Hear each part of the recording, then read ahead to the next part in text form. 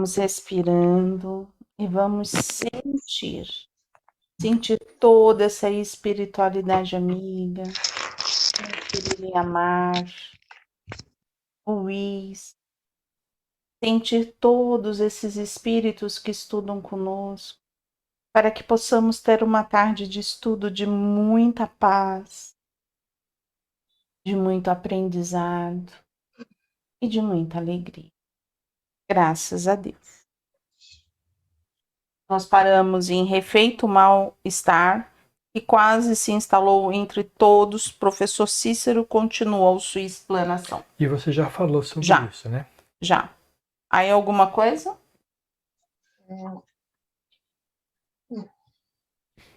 Nada mais? Então, no meio do parágrafo desse também tive desacertos, aqui no hospital, cada contato, cada encontro fraterno, cada ocasião se tornará um convite de elevação a qual a alma não tem como resistir. Agora que nos libertamos da carne, falta libertar-nos de nós mesmos. Olha só. Porque às vezes a gente às vezes aqui é automático, né? A gente acha que é automático, né? Sai da carne e pronto, tudo muda bem. tudo. Espírito de luz, né? Vamos começar do zero? Sim. E eu vejo outra coisa. Às vezes a gente fala assim: eu não sou o problema. O problema está no outro. Não, eu sou o problema não está no outro, o problema está em mim. Porque o problema vai comigo. Aí quando começa a dar algum BO, porque vai dar o BO, porque faz parte do aprendizado, e aí? Tá em mim. Não tem mais ninguém lá que eu possa falar que o problema é o outro. Quem tá me acudindo é superior a mim. Sou eu. Eu sou o meu entrave.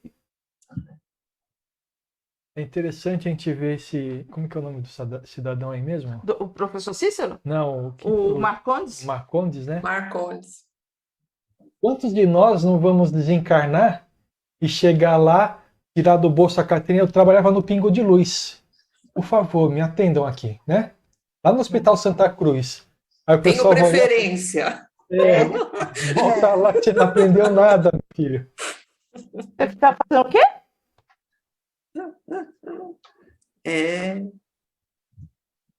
Isso porque a gente vai estar no Hospital Santa Cruz.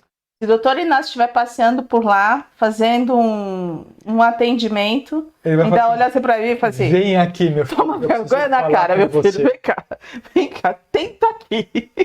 Aí não, ele vai falar assim: não vou não. Esse daí eu não vou conversar, não. Passa, deixa lá um tempo, dá um espaço, deixa lá, que daqui a pouco eu vou, porque é muito para cabeça. Lendo esse livro aqui, uma coisa que me veio à mente, né, para eu me programar, é para que quando eu desencarne, eu deixe a minha arrogância aqui, viu?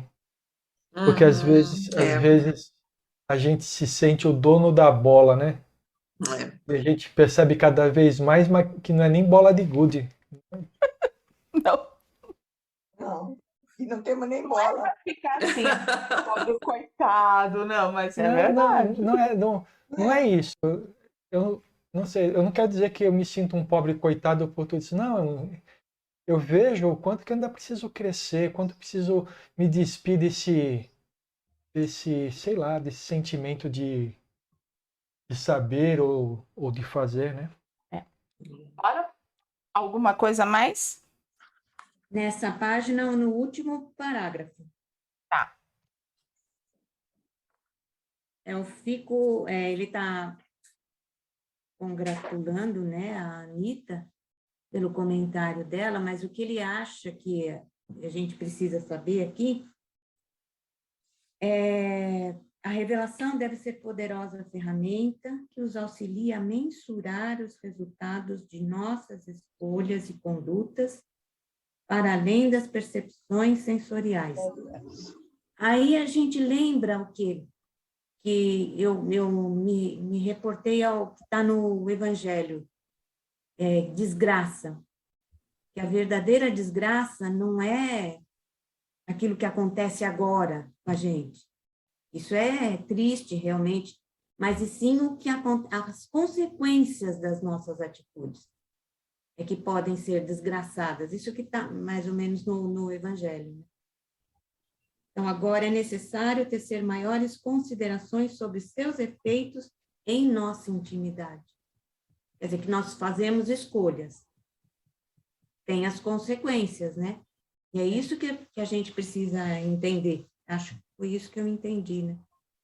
Na realidade, o que eu entendi aqui é o seguinte, eles estão conversando a respeito de mandar mensagens, Notícias, livros, né, notícias do plano espiritual, e o que ele está falando aqui, ó, não adianta só falar o que acontece, tem que falar os resultados daquilo, né? E aí o que a gente tem visto aqui nesse livro, por exemplo, com o Marcondes, né?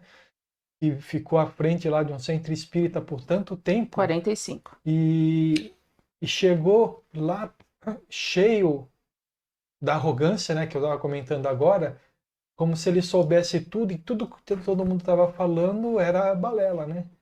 E na verdade ele vestiu, né? Aquela carapaça do conhecimento sem conhecer nada, né? Porque a gente sempre... Não pode falar, Leda. É porque eu acho que talvez ele não tenha evoluído nos conhecimentos dele, tenha aprendido aquilo que a gente aprende e não foi pegando as novidades, as coisas que vão acontecendo. Eu acho que isso que atrapalhou ele um pouco. No meu ponto de vista, ele tinha conhecimento, mas não tinha sabedoria, que era aplicar esse conhecimento para si mesmo, né? Então, por exemplo, coisa em prática, né? quando você aprende que o espírito está o tempo inteiro aprendendo e crescendo, então você não pode se fechar nas suas convicções. Porque a hora que você faz isso, você para de crescer, para de aprender, né? E aí, assim, para cada um a gente pode falar que pode ter acontecido. Para alguns dirigentes, para quem está ali e dirige, pode ser defesa. Aí você vai defender do quê? Defender o cargo, é a estima. É lá eu tô no comando, eu não quero. Orgulho, né? É orgulho, mexe no ego, mexe na estima e aí vai. Quem é aquele que, né, aquilo que todo mundo fala, se dê o poder à pessoa que você vai saber quem ele é. Isso mesmo. Né? Porque vai ver se ele realmente é aquilo, porque a pessoa com poder pode fazer aquilo que... E que poder, né? Mas eu acho que isso é bacana, que é um exemplo para nós, né? Mas a gente precisa extrapolar isso, né? Não ficar só deixar isso no âmbito de direção de centro espírita, de coisas desse tipo, mas em tudo aquilo que a gente faz. Tudo, absolutamente tudo. Quantas vezes a gente já não perdeu oportunidades grandes de crescer e de aprender, simplesmente porque a gente deu um basta numa determinada conversa, porque a gente achava que o que a gente sabia era o certo. É o nosso ponto de vista, né? É aquilo que a gente fala. O outro precisa se expressar. E não vai expressar da forma que a gente quer. Porque são diferenças. E é aí onde a gente vai aprender. Vai aprender a se burilar, mas talvez aprenda com o que o outro também está fazendo. Vai trazer um raciocínio, vai se colocar, né? Mas tudo é aprendizado. Se a gente for expandir, é isso mesmo. Para mim, chega. Com licença, não quero ouvir tanto sofisma. Tem que estar havendo algum problema com vocês. Isso não é espiritismo, é achismo. Ponto de vistas transgressores da pureza doutrinária. E saiu furioso da sala. Quando a pessoa coloca isso é transgressão da pureza doutrinária, Aí já demonstra que... Sabe, o que é pureza doutrinária, né? Mas tudo certo. Você vai falar isso? Não, porque fui eu que li isso daqui e você começou a falar. Desculpa, vai, Nadinha, desculpa. Não, tudo certo, tudo certo. Eu não queria te cortar, pode falar. Não, pode continuar. Sabe, quando a gente defende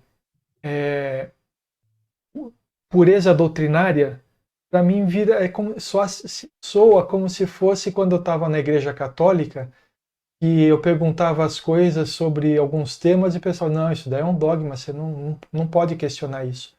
Assim e assim, né? E foi por isso que eu não gostei da Igreja Católica, porque não me respondia as perguntas, né? Eu perguntei, por exemplo, como que pode ser Deus, como que é Pai, Filho e Espírito Santo numa coisa só? Não, isso é a Santíssima Trindade. É assim, pronto. Eu eu não entendia isso e então, sabe, se você não entende o que estão falando para você, fica difícil você confiar que aquilo está certo, não é verdade? A mesma coisa, ó, é a pureza doutrinária, é o que está escrito lá. Tá bom, mas será que não tem mais do que aquilo? Esse é o ponto, né? Algo mais?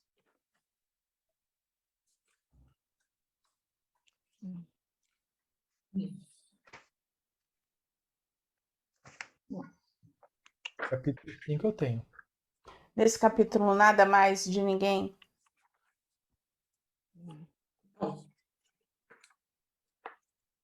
Eu tenho logo o início do capítulo 5.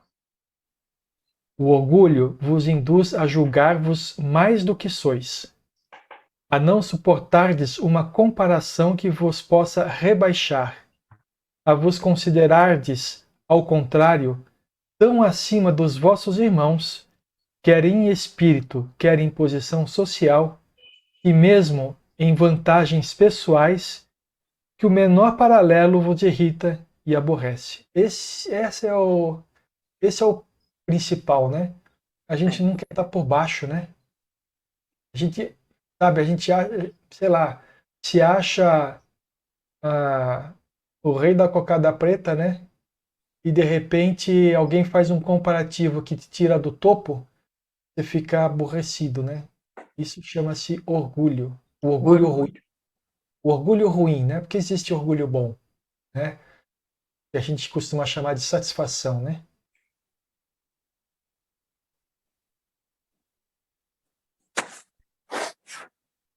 Mais alguma coisa?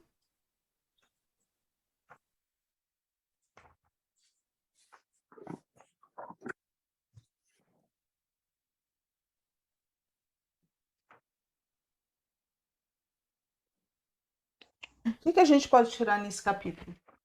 Porque se ninguém tem nada, porque todo mundo conseguiu compreender. E compreender o quê?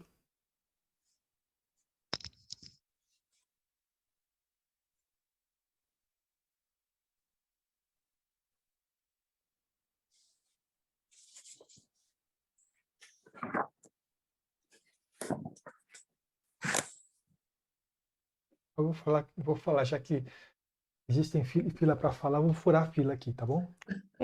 O que eu percebi é que os dois aí, né?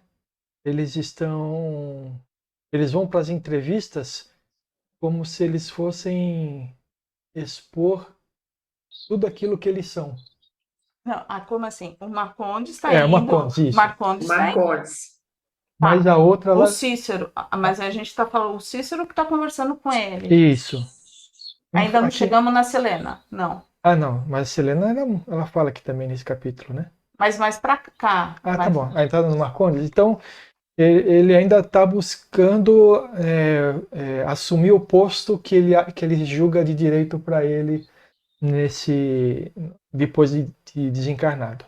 Ele não conseguiu compreender o porquê que ele desencarnou, o que aconteceu com ele e realmente quem ele era. E se você vê que o plano espiritual é tão bom, porque assim, eles poderiam falar e falar assim, olha, você não alcançou. Mas ele permite que a pessoa mesmo se conscientize disso, busque dentro de si. Mas com ego, com orgulho, com tudo aquilo que você carrega, porque você vai carregar esse psiquismo, você não consegue ver. E a espiritualidade vai permitir que você veja, que você sinta. Porque não adianta ela falar. Eles já estão falando, eles já mostraram algumas coisas. Por que ele não conseguiu, no capítulo anterior, ele compreender tudo aquilo que eles estavam falando? Precisa se falar, precisa se colocar mais. E ele se sentiu ofendido. Porque tá lá. As ervas daninhas estão ali dentro. Se ele não reconheceu na Terra, não será no plano espiritual que ele vai reconhecer. Não há mudança. Ele também ia ter esse tipo de conduta aqui na Terra. Então lá nada mudou. É interessante nessa entrevista, né? Você vê, o que eu falei ele fala aqui pois saiba que tenho 45 anos de vivência. Espero com isso merecer dar continuidade a meus ofícios neste plano, expressou-se com evidente prepotência. E aí ele vai falando, porque ele julga que fazia altos Doutrinações. altos resgates e o espírito protetor dele deixou tudo anotado, né, meu? Ele não ajudava nem quem estava do lado É dele. legal a metáfora que ele fez da árvore, Da árvore. né? Que ele fala, você não chegou nem nas copas. Não chegou nem lá. Nem nas copas direito. Marcondes, costumamos usar a simbologia de uma árvore para explicar a questão dos atendimentos aos sofredores desencarnados. A copa da árvore trata-se dos espíritos tombados pela culpa, comandados pelos exploradores espirituais. Os galhos e o tronco são os hipnotizadores e dominadores de todo porte, organizadores de falanges e grupos do mal. As raízes são a origem da maldade no mundo, os corações endurecidos pela perversidade. Ele fala assim, lutei com todos eles durante essas décadas. Está enganado, né? Não tem nada a ver. Eu inconformado. fico pensando assim comigo, né? O quanto eu não sou assim, né? Quanto será que eu não sou assim? Quanto será que eu não tenho que descer do pedestal? Porque a gente sempre se julga que não é dessa forma, né? Mas quanto será que a gente não é assim? Né? Acho que cada um vai saber a sua régua, né? Cada um vai saber, sinceramente, qual é a sua medida porque lá dentro pega. Se a gente for falar assim, se traz a dúvida, lá dentro pega. Sabe naquela conversa tete a tete que a gente tem com a gente mesmo? A gente sabe. E, tá pegando. Isso aqui eu não fiz. Depende, né? Porque cada um veste tão bem a sua própria máscara que acaba não percebendo que está de máscara, né? E aí onde que é o nosso... já houve a mudança, né? Que nem assim. O que é um doutrinador, né? Antigamente se tinha muito isso, hoje a gente sabe que não é. É um facilitador, porque quem faz sempre fez, mas é que eles não colocavam assim na conta. Quem faz é o plano espiritual. A doutrinação só acontece com o plano espiritual, porque até aquele que está falando não está falando sozinho. Tem um espírito comandando. Então você é comandado o tempo inteiro.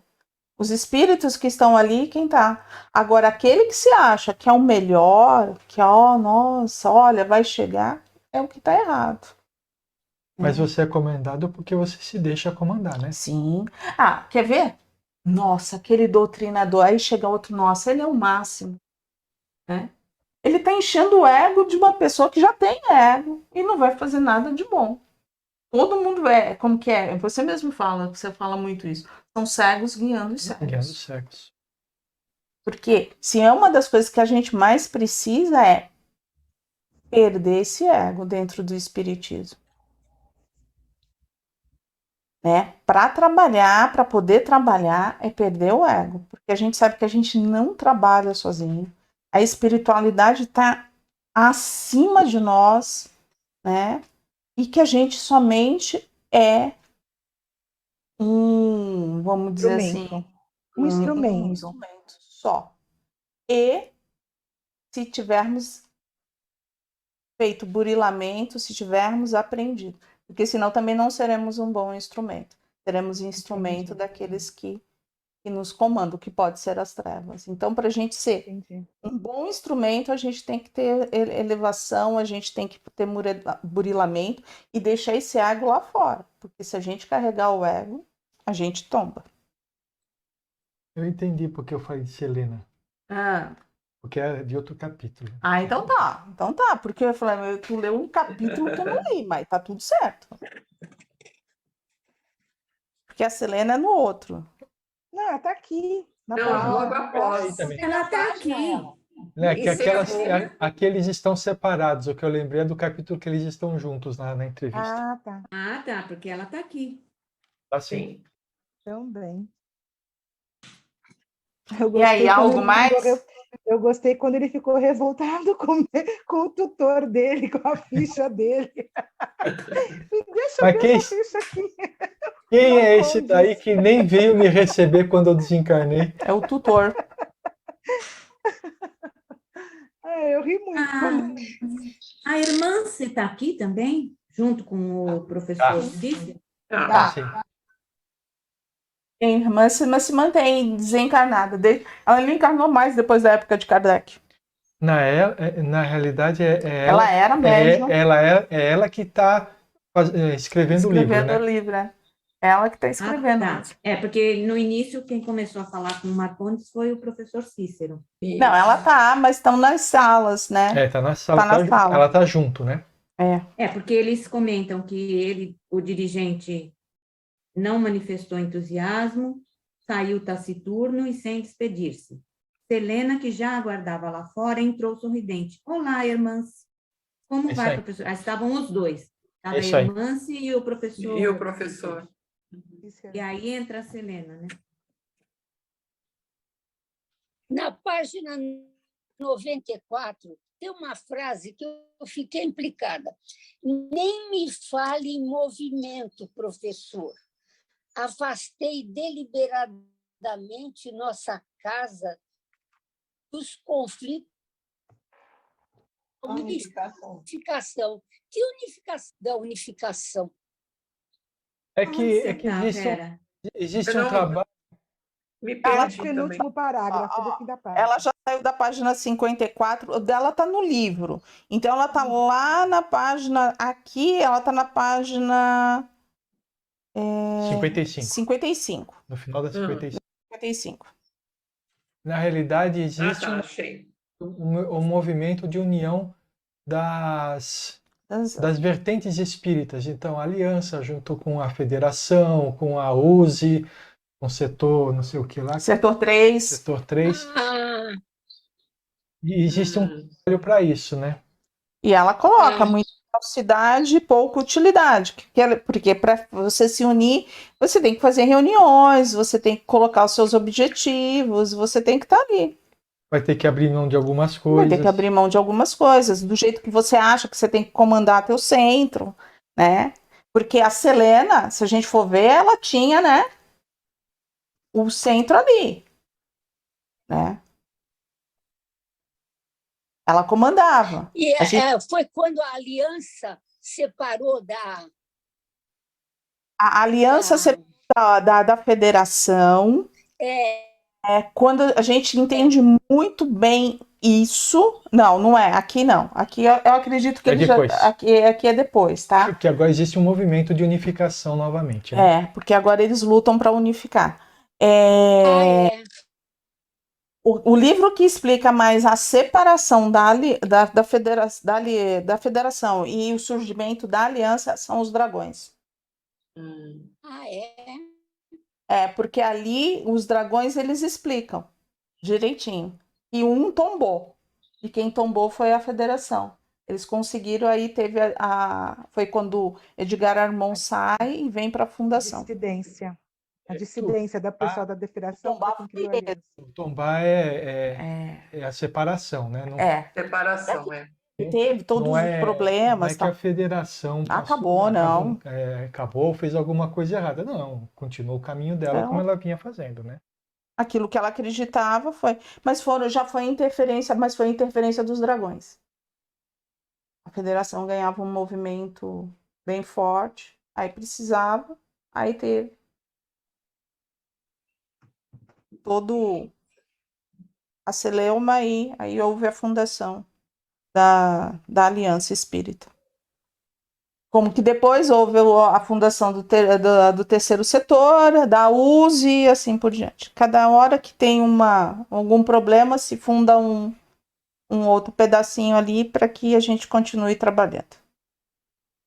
Mas agora eles estão conseguindo unir novamente, né? Porque eu vejo reuniões da federação,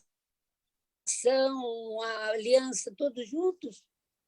Mas aí, assim, o que acontece? Muito trabalho, né? A gente, assim, isso daí dá para falar um pouquinho rapidamente. A gente teve ali trabalho de quem estava na diretoria, com uma cabeça mais aberta, tanto da federação, quanto da aliança, quanto da USE. Aí se faz um bom trabalho, porque todo mundo sabe que vai chegar no mesmo lugar.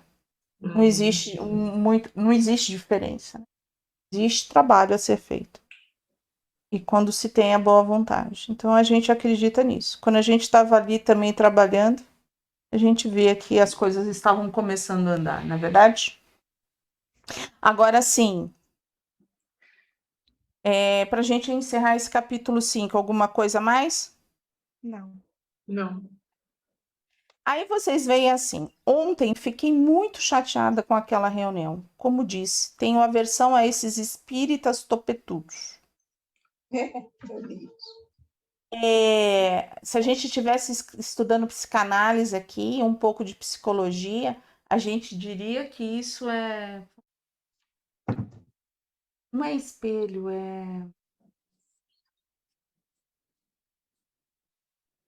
eu vou descobrir. Não. Projeção. O topetudo, ela projeta, é o outro, né? Mas provavelmente ela tem o que ela tem dentro de si. Eu quero entender o que é topetudo. Arrogante. Arrogante. E faz da sua opinião a mais forte? A mais forte, é por isso que eu falo, ela tem uma projeção. Porque ela desconectou o centro dela dos movimentos espíritas? É né? isso aí. Não, isso um pouco, né? Que acham que podem controlar tudo. Jamais imaginei que os encontrarias depois da morte. Deparei com tal senhor, referindo-se a Marcondes, aí fora, e sequer me cumprimentou. Aí ela vem falando, né? E aí ela fala das surpresas nesse hospital. Começa a compreender a razão das notícias detalhadas ao mundo físico sobre a situação dos espíritas depois da morte. Muito bem.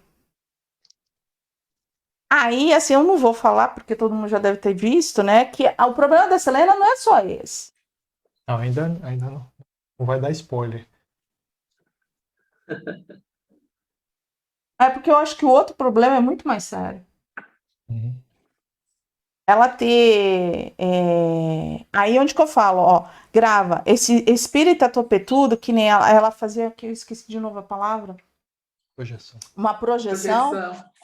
É porque ela que é... E nos outros capítulos a gente vai ver.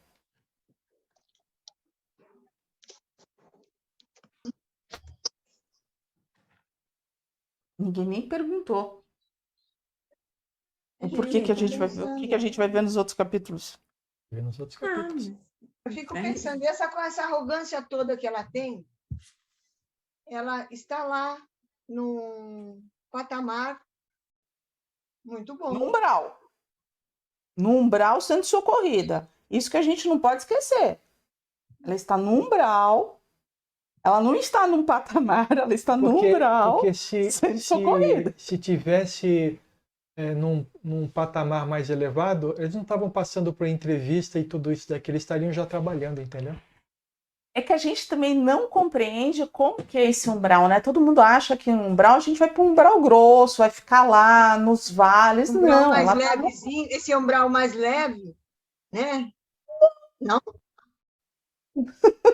Aí ela deve estar no umbral médio. Não deve estar lá no outro.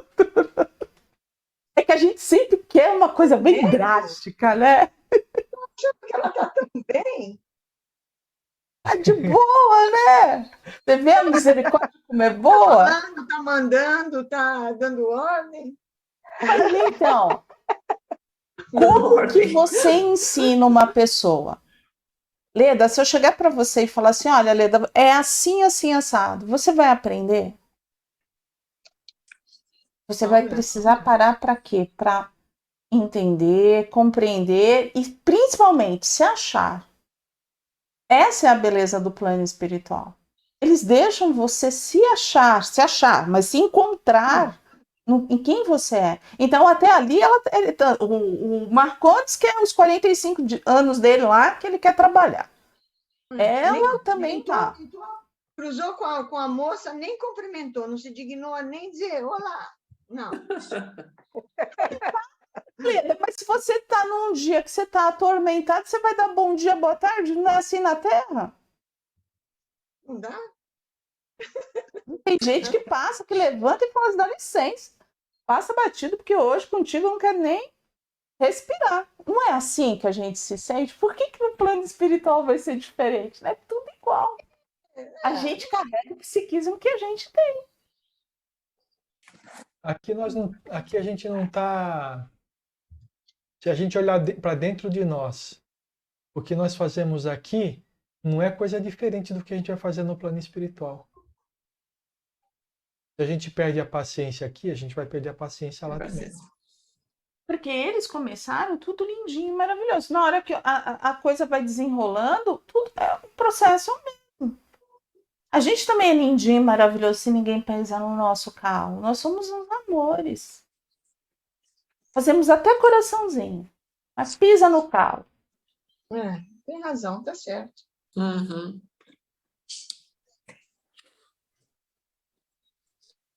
Aí a gente reage. É a mesma coisa no plano espiritual. Eles foram acolhidos com muito amor, porque o plano espiritual sempre vai acolher com muito amor. Não existe não acolher. Existe sim. Até com os irmãos que são com menos conhecimento. Se você for ligado ao pessoal lá do Chumbo Grosso lá, você vai ver como é que você vai ser acolhido no plano espiritual. Porque o chumbo grosso, aí não é o plano espiritual superior. Não, eu sei disso. Você falou, a gente é acolhido, sempre é acolhido assim no plano espiritual. Não, não é. Pelos espíritos superiores, né? Os espíritos que são ligados à maldade, eles vão ser acolhidos pela maldade. E aí não vai ter toda essa beleza, toda essa luz e toda essa paciência. Não, assim, se aprende totalmente diferente.